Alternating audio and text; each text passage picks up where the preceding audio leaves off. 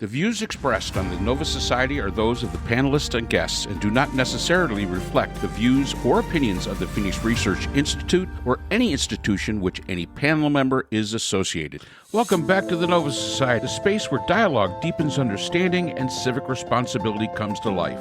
I'm Dr. Mark Bound, joined by our regular panel, Dr. Scott Gershwer and Dr. Brooklyn Ann Weldon. Together, we'll unpack the stories that matter most, exploring the headlines, the history, and the big ideas shaping today's conversations. Let's dive in and hear what the panel has for us today. Today, we have a question from Corbin, who writes to us from Portland, Oregon. And Corbin writes, I'd like to talk about a couple of health issues in the news. New studies show that teens may be experiencing severe mental health issues due to screen time. I can see it everywhere I go. Young people glued to their phones. Conversation seems to be a thing of the past. Should tech companies be held responsible? Should government try to legislate tech usage if this is a real problem? As online professors, is distance learning part of the problem? And second, I just saw that Trump has shut out key U.S. researchers from working with the rest of the world about virus response plans. Why do you think he would do that? Didn't we learn anything from the COVID pandemic? Who do you think suffers more from this move, the U.S. or the rest of the world? And Corbin, these are excellent questions. Both my grandchildren are now teenagers, and they do use their phones. I don't believe they have any mental health issues from using their phones, but I certainly am aware that many teenagers do. And bullying from social media and contacts, definitely a huge problem. So, Mark and Scott, your thoughts? This is kind of interesting because after this question came in last week, and as I was grading papers today in my Global Society course, somebody brought up something I'd never heard of, which is with young males, and it has to do with social media. Face click maxing, and it is a phenomena where young men believe that their entire identity is tied into their looks, and that they do everything they can, including use AI, to be able to enhance that to get more clicks on their, TikTok or whatever. And that's what they measure their, I guess, inner worth by. And I found that to be I'd never heard of it. And I always love it when students bring up stuff that I've never heard of. And obviously the student is probably in their 20s and knows about this. I was like, I never knew that there was such a thing that existed like that. I have grandchildren too, 14 of them. Most of them are in teenage years. They all use their phone. I have not seen that be a mental health issue for them. But I do know that there's studies out there that say that it does have an impact in socialization. It does have an impact on their ability to socialize in the way that we would normally consider socialization. At the same time, do I think that online education has anything to do with it? No, I don't. I think that's an advancement because online education, and let me just say this, anybody that disparages online learning, you really need to take another look. Because unlike in a classroom, which all three of us have been in, online learning, you better be able to write.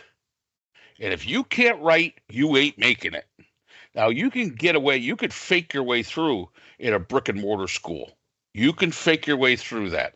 But an online learning, and there's just no way. And you have a specific amount of time. It's a lot more fast-paced than, say, learning in a brick and mortar. So I don't see online learning as having any impact on this at all, because most of it isn't done by the phone. Yeah, although a frightening amount of my students do use their cell phones to do this stuff, and I don't know how they do it. I could barely read email off my phone. But look, this is anecdotal. I've not done any kind of studies, but I teach 2 semesters a year live, and this last semester I had 3 classes in the spring semester, and it continues to get worse and worse. In my opinion, they cannot put down their phones. If I'm up there lecturing, which I do a fair amount, I try to mix it up to keep it fresh by doing like a warm-up activity, then a short lecture, then usually some kind of film clip or something like that. to as proof of basically what I've been talking about. And then I give them a project to work on. If they're engaged in that way and I'm looking right at them from, I stand at a podium or I sit at a desk with a computer on it, some of them pay attention to me. A lot of them are still looking down at their phones. And some of them are like, just like positively beaming at it or smiling or laughing at something that they're reading. But the second I say, okay, watch this, I put on a TED talk or a clip of a movie that I want them to watch that we're going to talk about, which I do quite often. As soon as that screen goes on and they're not, and they know that I'm looking at the screen and not them, they're all looking down. It's almost like looking at Muslims, putting their heads on the floor for prayer. I mean, it's just heads down, all of them, uniformly across the room. And I stop the film and I say, look, you got to put your phones away. And if you're put them in your bag, put them in your pocket. I don't care. I don't want to see your phones on your desk. And you don't need your laptops. I'm insisting on paper, notebooks, and pen to take notes, which I will dictate to you. But I don't want to see you guys looking down at your phones. And they always say that they're multi-purposing, that they're listening, but they want to look at their phones. But whatever it is, they cannot stop looking at their phones. They've got fear of missing out, or something going on there. The draw, the addiction, whatever it is brutal. And they cannot stop it. They can't help themselves. And it's something that I know Australia banned teens from looking at having social media accounts under the age of 16. I support that wholeheartedly. I think that's a great idea. TikTok is way too popular amongst the younger kids that we have. It warps their view of reality. It is changing their brains, right? They don't think linearly anymore, right? Which you get from reading a book. There's all kinds of negative implications to their media habits and their social media, and it is making them extremely unhappy. And especially girls, young girls, makes them extremely unhappy, but also prevents them from having comfortable face-to-face conversations. And I do a unit, I just finished it online at Post University, and they're asked to talk about what they're comfortable with as far as like speaking to other people or doing presentations we can't do public speaking because they're online in this case. And so they have to look at their computer, look at a camera on their computer and do like a Zoom session or something like that, or the Teams of what we're doing here, and record it. And they're more comfortable with text messaging and using emojis and things like that than they are having face-to-face conversations with one another. I'm not even talking about in like a school setting. They cannot talk to one another. And it is, to me, a disaster. I'm probably walking a line when I say to my classes, I want to see you guys like talking to one another. We do these projects in class, and I want to see you speaking to one another. And I remember, this is a while ago, back when we used paper and I had tests or assignments and things like that. Nowadays, I use them all on Blackboard, which is an online system that we use, Brightspace or Blackboard, depending on where I'm teaching. But back in those days, it was paper, and I had a stack of paper on my desk, and I asked this young lady in the class, to hand them out to people. She knew everybody's name. She gets up and she's walking around the classroom handing them out. She's the desks are in a big U shape around the room, and she's in the middle of it going back and forth, handing papers to people. And she's a beautiful young woman. She had shorts on, long legs, like certainly would have gotten my attention if I was young. Not one of the guys looked at her. Not even one guy. The girls looked at her. They looked her up and down. They did. The girls looked at her like, she better looking than me. That kind of act. And but the guys didn't pay any attention to her at all. And I was like, man, you dudes are missing out on life. Yeah. And I just don't get it. It's a frightening social place that we are in this country right now, and good for Australia. Yeah.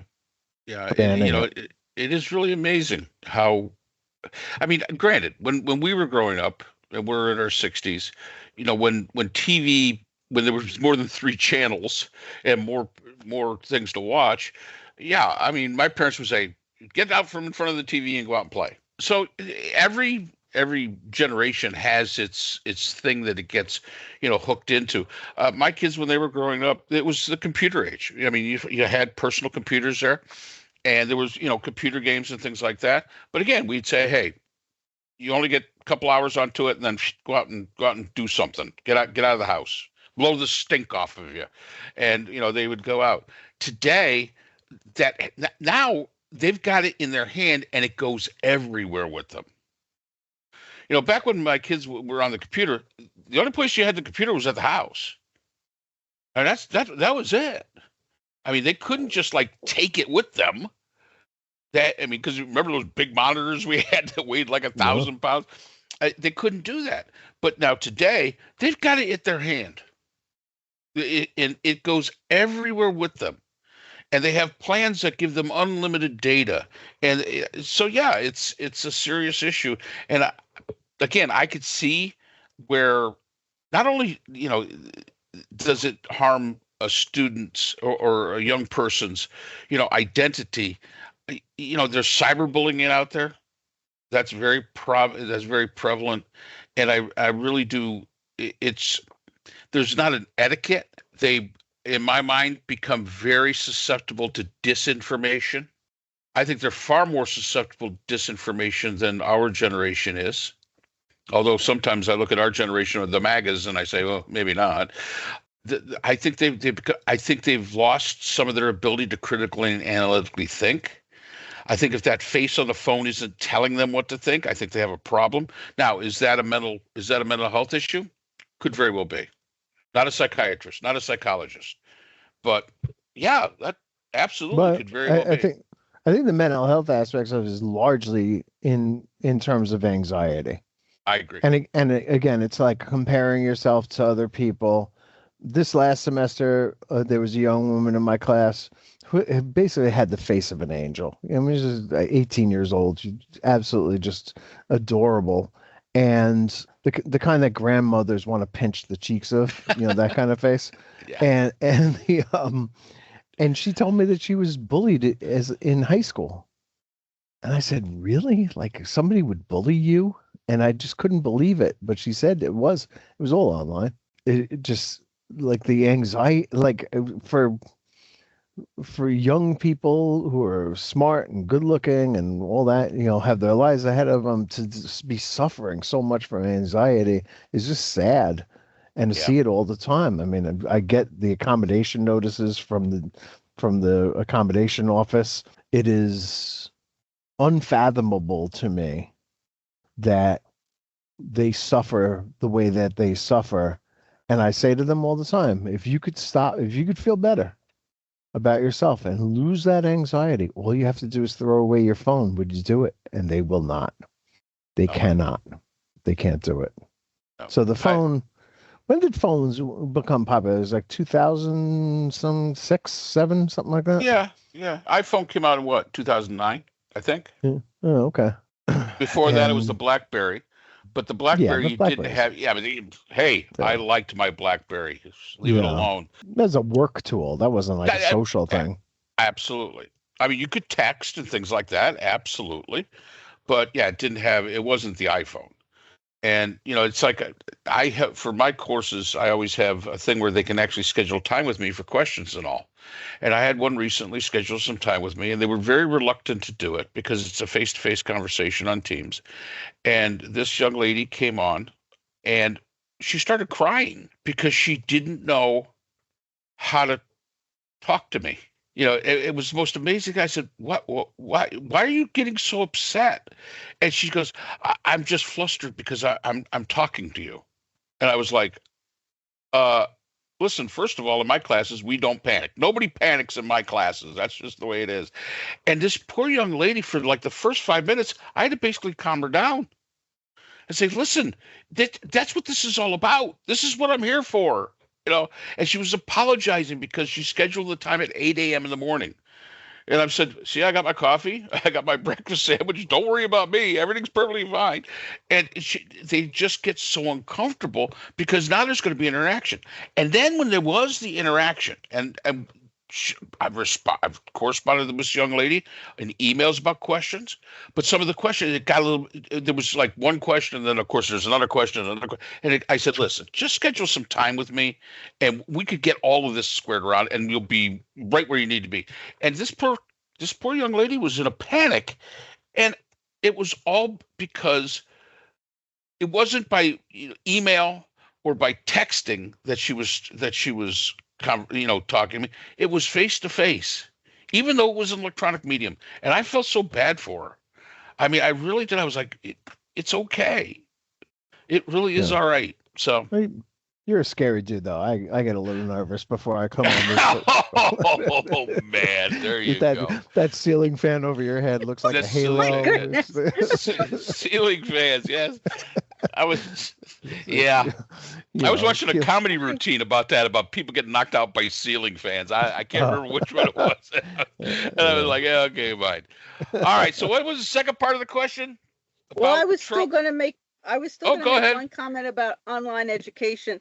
The one of the universities I teach at is for global students, and my students would not have access to education if it were not for online education.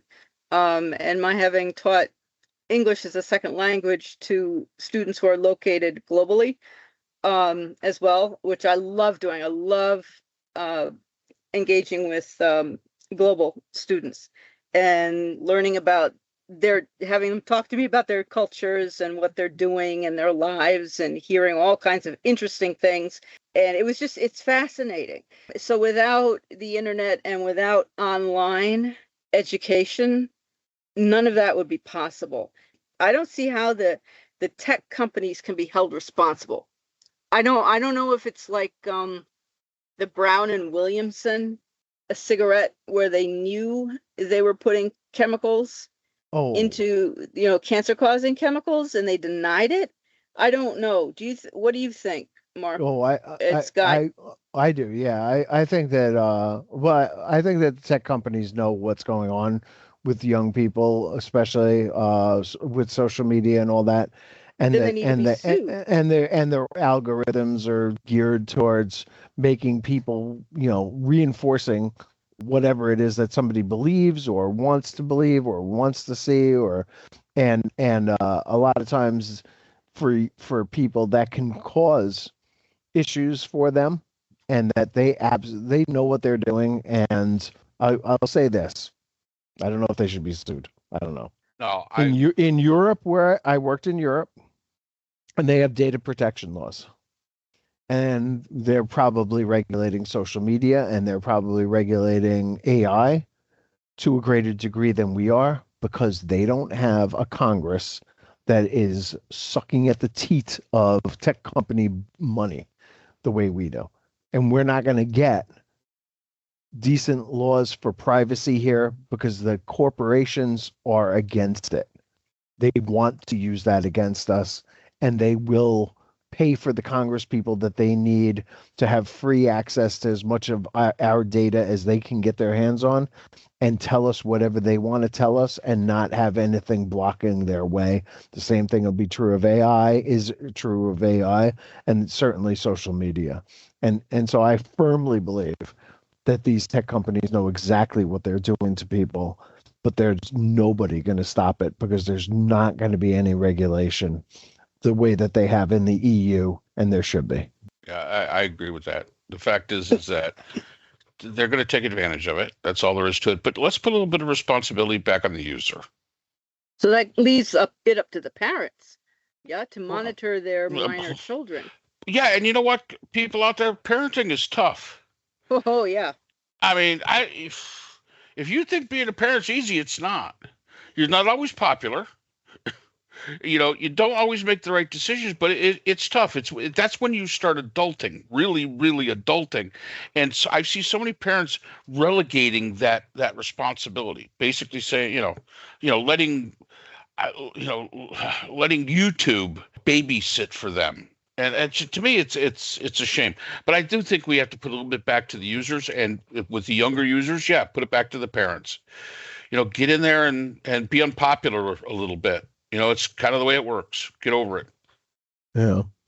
And I also say, I think that when it comes to that, Mark, I agree with you that you have, like, there have always been con men. There have always been people, snake oil salesmen. There have always been people who would take advantage of other people. We got one in the White House. The tools may be better right now, than they ever have been, but it's still up to us to say to ourselves, if it sounds too good to be true, it probably is, and to stay away from it. And, they say an honest person can't be bilked. Be honest, and I think you should be fine. I know it's probably very difficult for uneducated people to understand that a deep fake is a deep fake, but you have to be able to figure out, like, if this appeals to me so much that I love it so much, it's bullshit. Yep. They're manipulating you. Yep, I agree. So what was the second part, Brooke? Yep. So the second part is also extremely interesting. And I was thinking about this the second I saw it also, that Trump shut out key U.S. researchers from working with the rest of the world. They're not allowed people, like our Ebola specialists and other specialists are not allowed to talk with the WHO and other leaders, viral spots. Corbin is asking, why do we think Trump would do that? And didn't we learn anything from the COVID pandemic? And why, whom do we think suffers more from this move? The United States or the rest of the world? I mean, because we're not there on the ground. And Doge, of course, in its infinite stupidity, fired the Ebola specialists, and they said we're going to rehire them, but I don't think that they ever did initially. But the U.S., we should be there on the ground. The CDC, the WHO, the United States, of course, with our extremely fine medical schools, which at least used to be the best in the world, and our researchers, who used to be at least the best in the world, we used to be on the ground immediately or close to immediately, and we would be testing, and we would be helping to create vaccines, and we would be helping to isolate people, and we would be helping to work out protocols, and we're not there. So Trump has now refused to allow anyone from the United States even to speak with anyone in the WHO. I mean, we're no longer part of the WHO, first of all, but now no researcher from the United States is even permitted to talk to the WHO. So I'm assuming that even would extend to a private researcher in the United States. That was my impression. So if you're a epidemiologist, if you're into epidemics and that's your area of expertise, and you want to go and do something yourself as a medical specialist, apparently, as I understand it, you're not allowed to go and speak, I guess, on behalf of the U.S. Whether you can go on your own, I don't know. That part I don't know. But why would Trump do that? I think maybe because he wants to control everything. I really don't know. I mean, to me, it's the height of stupidity, and allowing our Ebola experts to be discharged from the federal government and pulling us out of the WHO is the height of stupidity. It's just like removing troops from Europe. I mean, I mean, this is the problem with Trump. He doesn't think. I don't think he can think, even at the best of times. We have doctors and other experts in the field over in the DRC and over in Africa, and why should we be giving aid to people and food and whatnot and medicine and other things that were literally burned when US aid stopped because Doge didn't like it and Elon Musk didn't like it, right? So where do you want all US people to be? And where do you want all the problems to stop? You want it over there, right? You don't want it coming over here to the United States. You want to take care of it over there on somebody else's land, in somebody else's nation, just like in a game of sports. You want all the action happening down at the other end of the field, not up at your goal that you are protecting and defending.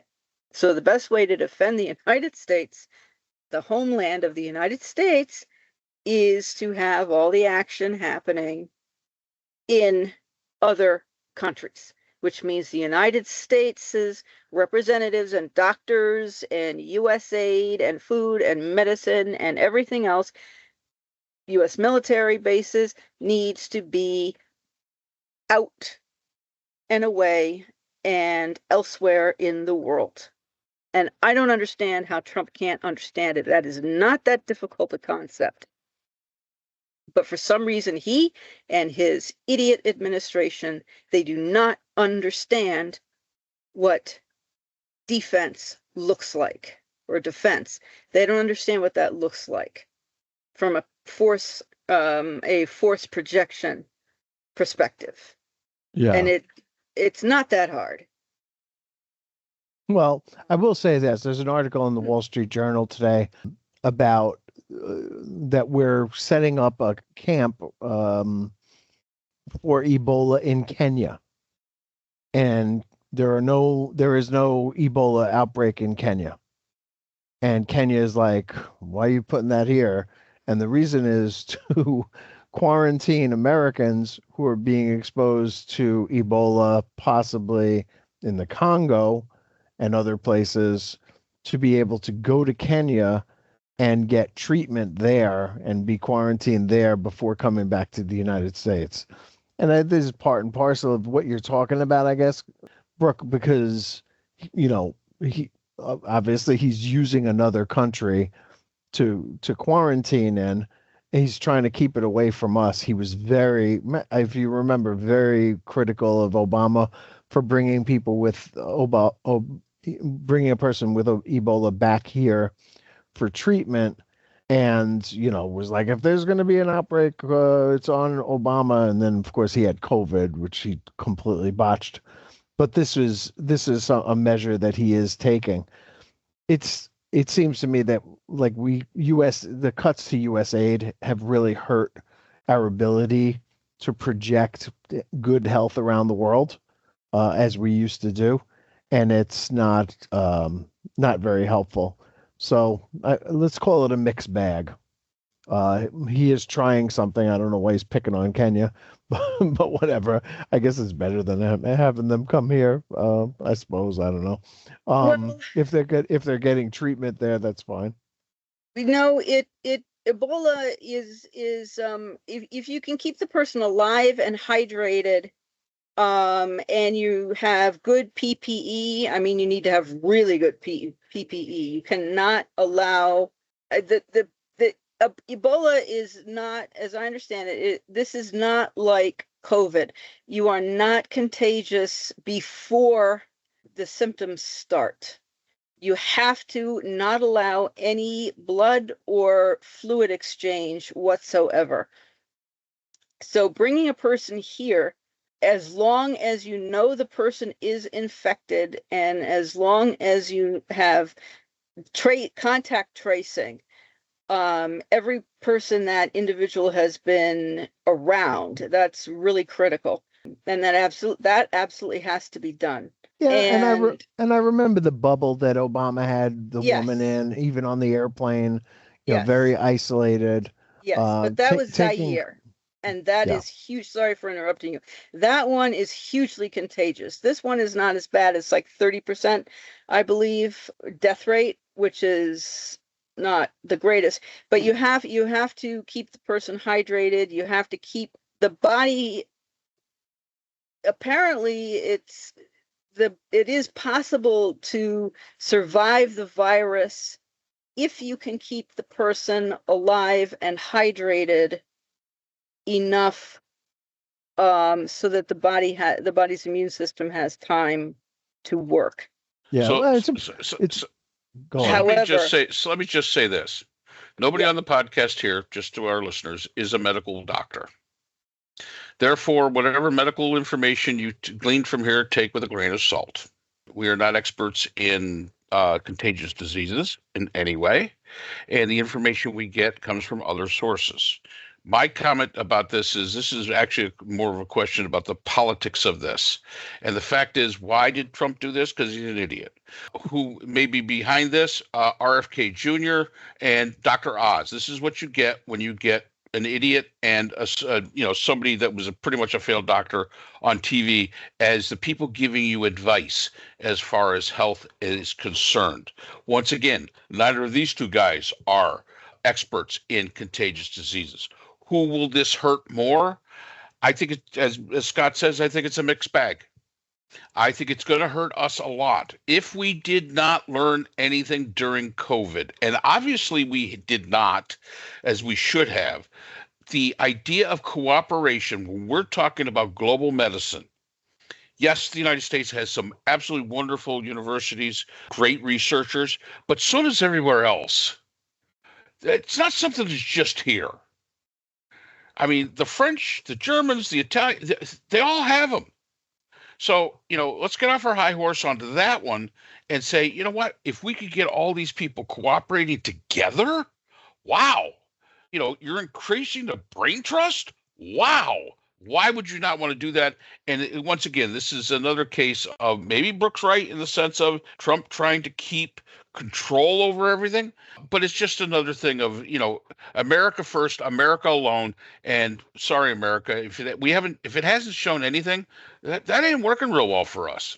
No, all I mean is that, we should not be pulling back. We should be doing our part and not Absolutely. leave it up to everybody else. I mean, our doctors, I would believe, if I were a medical doctor, I would want to be doing my part.